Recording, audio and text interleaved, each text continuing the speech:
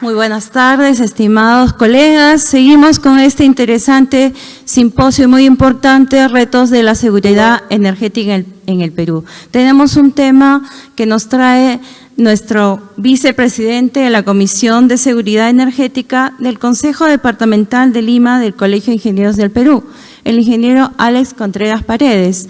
El ingeniero Alex Contreras Paredes recibió el primer puesto en el concurso de proyectos del 19 CONIMERA, Congreso Nacional de Ingeniería Mecánica, Eléctrica y Ramas Afines del Colegio de Ingenieros del Perú. También ha sido ganador del primer puesto del Premio Nacional a la Innovación de la Sociedad Nacional de Minería, Petróleo y Energía en mérito a una propuesta de economía circular para el sector minero energético.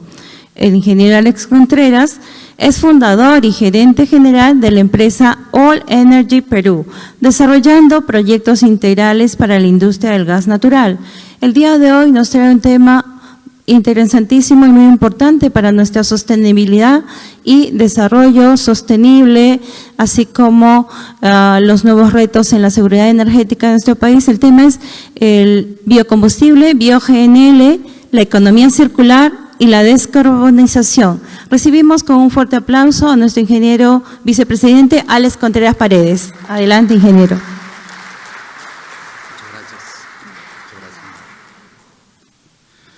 Buenas tardes, muchas gracias al capítulo de Ingeniería Mecánica del Consejo Departamental de Lima y a la Comisión de Seguridad Energética por la invitación a este simposio, importante evento sobre retos de la seguridad energética en el Perú. Es importante discutir estos temas porque ya estamos viendo en países vecinos cómo se les está complicando el suministro de energía, Colombia, Ecuador, Bolivia, ¿no? Y nosotros tenemos que prevenir que esa situación suceda en el país. Entonces, dentro de mi especialidad, que digamos estamos enfocados en el tema del transporte, porque el transporte finalmente es quien más demanda el uso del combustible diésel, ¿no? El 70-80% de la importación de diésel se destina al transporte. Y allí está el reto que voy a explicar un poco cómo el GNL y el BioGNL en especial pueden aportar tanto en los dos conceptos que se están buscando, ¿no?, en estos tiempos, economía circular y descarbonización. Vamos a ver que incluso el BioGNL implica temas de eficiencia energética. Bien, entonces la cadena de valor del BioGNL tiene estas dos virtudes que prácticamente de todas las cadenas de valor creo que es la única que cumple estas dos virtudes. Tiene cumple requisitos de economía circular de forma excelente y además tiene es un gran potente descarbonizador. Bien, vamos a explicar cómo así, ¿no? Primero quiero llamar a la reflexión cómo en los meses más estrictos de la pandemia nuestra inactividad en el transporte y la industria transparentó el aire. El aire en esos meses estrictos estuvo muy limpio, muy transparente, tanto así que desde el puerto de Chorrillos se pudieron divisar los Andes. Este efecto sucedió en varias ciudades del mundo. También en la India se divisaba el Himalaya, después de más de 20 años que sucedió este efecto. Entonces, llamamos a la reflexión porque las actividades del transporte que emite, sobre todo material particulado, ¿no?, que opaca nuestro aire y además nos afecta la salud respiratoria de nuestra población, se ve afectada tanto que se reduce. Hay estudios importantes que indican que se reducen nuestros periodos de vida alrededor de 3 a 4 años. Entonces, allí tenemos que ir los ingenieros viendo qué cosa utilizar para que se reduzcan las emisiones de material particulado, y aquí con el uso del gas natural en el transporte prácticamente eliminamos ese material particulado. Y la versión que va a permitir que el gas natural se use eficientemente en el transporte es la versión líquida, la versión licuefactada. Y Perú ya produce GNL en la planta de Melchorita. lo cual ya se está iniciando una oferta de GNL al sector vehicular. Ya hay 6 estaciones de GNL ubicadas en la costa del Perú que va a permitir el suministro de este combustible al transporte, especialmente al transporte de carga y a los buses interprovinciales de pasajeros.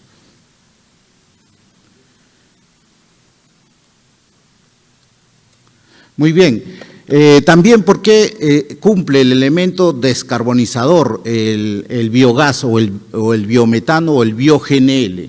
Hay que comprender qué cosa es el efecto invernadero, ¿no? El efecto invernadero sucede que la capa de la atmósfera, que hay presencia de dióxido de carbono, diversos gases, ¿no? Dióxido de carbono, hay unas trazas de metano, vapor de agua, esos gases provocan una absorción de la energía que emite la Tierra en onda corta, ¿no? En onda corta de baja energía, coincide con la vibración de la estructura molecular de estas moléculas y estas moléculas absorben esa energía y calientan ese aire.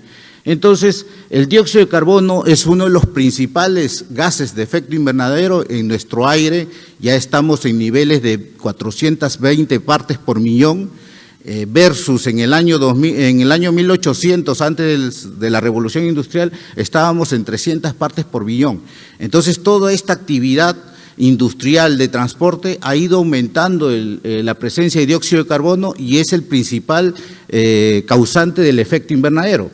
Entonces, todos tenemos que mirar, reducir nuestras emisiones de gases de efecto invernadero y también de metano, ¿no? El metano, que normalmente se genera de la biodigestión o de la degradación biológica de los residuos orgánicos, emerge a la atmósfera.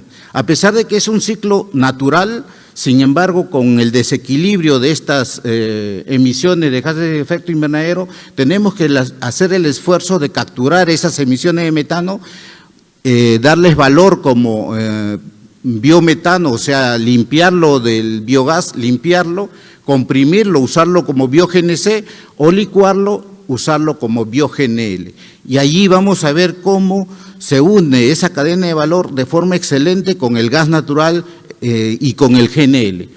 Entonces, el metano, como su estructura molecular, su geometría molecular tiene más enlaces químicos, entonces esa capacidad de absorción de la energía radiante que la Tierra emite al espacio, esa energía la captura alrededor de 30 veces más que el dióxido de carbono.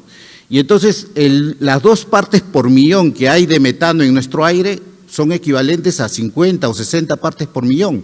Entonces nosotros con estos proyectos de biogás capturamos el biogás y evitamos que se convierta en 25 o 30 veces ese factor, ¿no? Ahí está la potencia del biogás, que tiene incluso una huella de carbono por debajo de 0.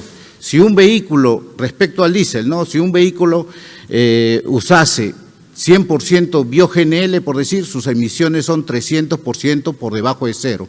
Es así que en el mundo se acepta que si el GNL se mezcla con un 30% de bio-GNL, esa mezcla es carbono neutral o 0 emisiones. ¿Y quién está interesado en desarrollar esta cadena de valor? Debemos ser nosotros, porque ya el Perú ha suscrito un convenio de economía circular. Como decía, el biogás es el magnífico ejemplo de economía circular para valorizar los residuos orgánicos de nuestras actividades agropecuarias, agrícolas y también de las aguas servidas de las ciudades. Y bueno, el otro sector muy interesado en este combustible es el sector minero. ¿Por qué? Porque en este proceso de transición energética mundial se va a demandar mucho cobre para la fabricación de los autos eléctricos, para los parques eólicos, los bosques fotovoltaicos, y también para la electrificación, para las redes de transmisión de energía eléctrica, se va a demandar mucho cobre. En 10 años se va prácticamente a triplicar la demanda mundial de cobre, y la oportunidad que tiene el Perú es que somos, después de Chile, la segunda reserva más importante de cobre en el mundo. Entonces ahí está una oportunidad de oro para el Perú que necesitamos poner en valor el cobre usando un combustible menos contaminante como el GNL, y si lo usamos en mezcla con el bio-GNL, ese cobre va a ser mejor valorado en el mundo. O sea, el cliente de cobre a los mineros les está exigiendo un cobre limpio, y por eso es que las mismas minas ya le están exigiendo a su vez a sus proveedores de transporte que usen GNL, que estén listos para usar bio-GNL. Por cierto, la semana pasada estuvimos presentes en un evento enfocado en GNL en Panamá, y justamente allí nos encontramos varios empresarios y de esta cadena de valor, y también del transporte de servicio minero para transporte de minerales, y ya ellos están suscribiendo compromisos de que en el 2027 tienen que usar bio-GNL. Bien, el cobre entonces está teniendo una tendencia al alza en sus precios. Esto va a seguir aumentando por esta demanda de la transición energética. Ya estamos alrededor de casi $5.000 la libra, la tonelada está casi $10.000, o sea, 5.000 libras más o menos 4.800 o $4.500. Bien, entonces, ¿cómo vamos a ver la potencia del bio-GNL? O sea, aparte de ser economía circular, a ser un potente descarbonizador, también ayuda a que el GNL mejore su calidad técnica para usarlo en los camiones mineros como los camiones Caterpillar. Aquí, en estas especificaciones, el primer requisito que necesita o exige la marca Caterpillar para usar GNL en sus camiones es un número de metano de 80. Y como vamos a ver, el GNL que tenemos en Melchorita solamente tiene de número de metano de 78, ¿no? Que se confirma en esta gráfica que forma parte de un documento técnico de la Comunidad Europea donde registran todas las fuentes de GNL en el mundo, y allí en la parte central se indica ahí el GNL de Melchorita con un número de metano de 78. Y esta propiedad o esta característica del GNL no es constante.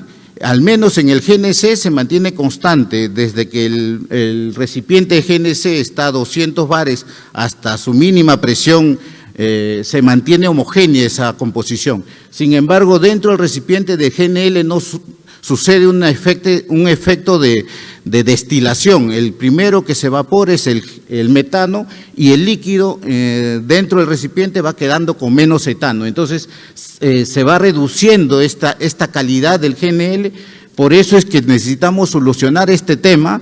Estamos cerca de lo mínimo de 80 que exige Caterpillar, pero necesitamos subirle de 78 a 83 para estar seguros de que por efecto de esta evaporación estar con la calidad adecuada y no malogra el motor. Y precisamente, bueno, yo dirijo la empresa de energía All Energy Perú, que brinda servicios desde hace 17 años al mercado, al sector energía, y hace poco hemos propuesto una solución a este problema usando bio-GNL. ¿Qué sucede con el bio-GNL? El bio-GNL, que proviene del biogás, una vez que el metano se separa de las demás sustancias, principalmente del dióxido de carbono, prácticamente nos quedamos con metano puro, y al licuefactarlo es un bio-GNL con una calidad técnica máxima, el número de metano máximo. Entonces, tanto así que lo podemos usar como un aditivo. Entonces, en este artículo, que fue el insumo para que la Sociedad Nacional de Minería, Petróleo y Energía nos otorgue el primer lugar del concurso de innovación, proponemos una solución técnica. ¿Cuál es? El producir bio-GNL con el biogás que ya una granja de cerdos en el Perú lo procesa y está disponible, y hemos hecho estimaciones que haciendo esa mezcla de 30% de bio-GNL con el 70% de GNL fósil, el número de metano sube de 78 a 83. Entonces, además de economía circular, además de descarbonización, es una solución técnica, ¿no? ¿Y cómo obtenemos el biogás? Aquí en este esquema representamos como un proyecto, por decir, realizado en el Hipódromo de Monterrico en el año 2010, comenzó a procesar el estiércol del ganado, de los 2.000 caballos de carrera que se crían allí, y se hizo un proyecto de generación de biogás. A nosotros nos convocaron para que con ese biogás generar 50 kilowatts de potencia eléctrica. Hemos instalado ese grupo electrógeno que posteriormente se instaló un sistema de cogeneración para hacerlo más eficiente, muy eficiente. Este tipo de proyectos se realizan en el mundo y lo que se está viendo en estos últimos años es que al haber ya mayor oferta de energía renovable de los bosques eólicos, de los parques fotovoltaicos, este biogás se está utilizando para producir bio-GNL, o sea, se está deteniendo la generación eléctrica y se está priorizando para la producción de bio-GNL que ayude a descarbonizar el transporte de carga y de buses interprovinciales, incluso el transporte marítimo. Bien, aquí en esta granja de Redondos tiene 3 granjas. Esta es la granja más grande ubicada en Pisco, en la zona de Humay. Ya se genera alrededor de 25.000 metros cúbicos de biogás y es un ejemplo magnífico porque con el excedente, solamente el 5% se utiliza en este grupo electrógeno que ustedes ven allí, de 150 kilowatts. El 95% de ese biogás está disponible para limpiarlo y licuefactarlo. Si hacemos ese proyecto, vamos a obtener 10 toneladas diarias de bio-GNL y como un proyecto minero justamente de cobre, que tiene 25 camiones Caterpillar, necesita un suministro de 40 toneladas diarias de GNL. Entonces, si hacemos justamente, coincide lo que necesitamos, 30 toneladas de GNL de Melchorita con un número de metano de 78, mezclamos con 10 toneladas de bio-GNL con un número de metano de 100, esa mezcla va a arrojar un número de metano de 83. La cadena de valor del bio-GNL se representa en esta infografía, la biomasa procedente de la actividad agropecuaria y ganadera, se procesa en biodigestores, son estómagos artificiales, digamos, y ese biogás obtenido se hace un proceso de limpieza para separar el metano del dióxido de carbono. Ese metano o biometano se puede inyectar a las redes de distribución de gas natural de Cálida o de Contugás o las redes que están ubicadas en las zonas norte y sur del país. Y aquí es algo interesante. Así como la energía eléctrica, por decir, si tenemos un cliente o una empresa que necesita energía eléctrica renovable, va y negocia con algún generador que tiene parques eólicos en el norte, por decir, y le vende energía renovable, ¿no? Seguro a un mayor precio. Algo similar va a suceder con esta cadena de valor. Los granjeros que tienen disponible biomasa y puedan procesar y producir biogás, una vez limpio ese biometano, pueden inyectar a la red y en otro punto, otra empresa que licúa puede negociar esa inyección para que parte de su producción sea bio-GNL. Ese mercado se va a ir generando.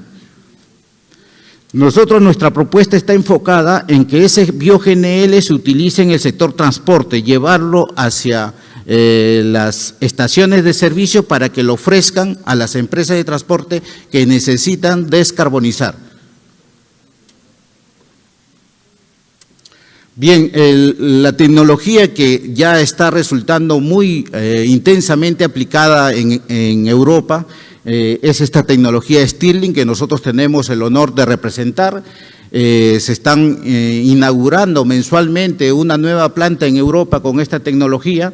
Y Europa, con esta crisis del conflicto bélico entre Ucrania y Rusia, está prescindiendo de comprar gas ruso. Y ellos están viendo al biometano como una fuente que les va a permitir sustituir la mitad de la demanda del gas natural por biometano. Entonces, esas proyecciones son al 2040 que esperan llegar a esa sustitución. Y bien, el corazón de estos sistemas se basa en una máquina muy sencilla, en una especie de mecanismo biela-manivela que provoca alrededor de 1.800 expansiones en un minuto de un gas refrigerante que está encerrado adentro, es el helio. el helio se expande en la parte superior 1800 veces en un minuto y ese efecto provoca una absorción continua de calor llegando a niveles de menos 200 grados. Entonces el gas que necesitamos licuar solamente va a transitar en el cabezal superior y va a cambiar de fase gaseosa a fase líquida, drenándose por la conexión de la izquierda. Estos proyectos ya se están teniendo expedientes técnicos para su instalación. Hay un expediente técnico desarrollado y se ha presentado a Sinermin. Esta es una planta, por decir, ubicada aquí en Ventanilla, frente a la central termoeléctrica de Ventanilla. Y va a producir alrededor de 20 toneladas por día de GNL, ¿no? Al inicio va a consumir, digamos, el gas natural de las redes de Cálida, pero imaginemos si la granja o el hipódromo, por decir, limpia ese biogás y lo inyecta a la red. Esta empresa puede negociar directamente con el hipódromo para que parte de su producción de las 20 toneladas por día, de repente 2 o 3 toneladas, puedan ser bio-GNL. Esta es una imagen de un proyecto piloto de la Comunidad Europea, cómo la Comunidad Europea está haciendo mucha investigación en temas de descarbonización.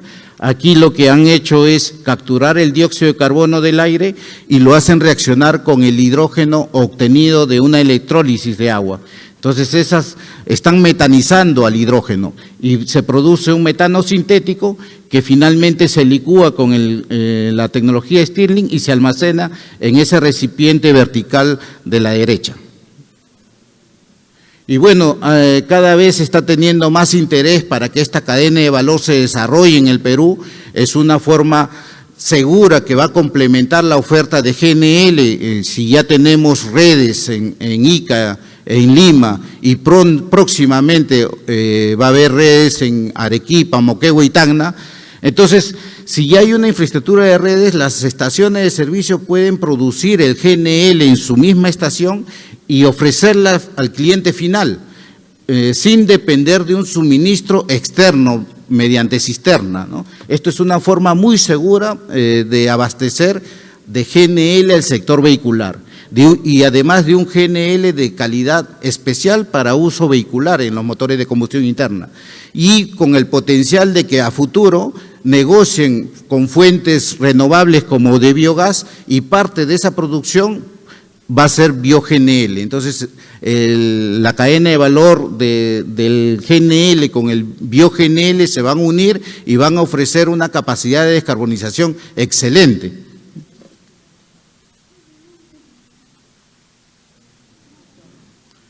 Bien, muchas gracias por su atención. Cualquier consulta estoy a su disposición.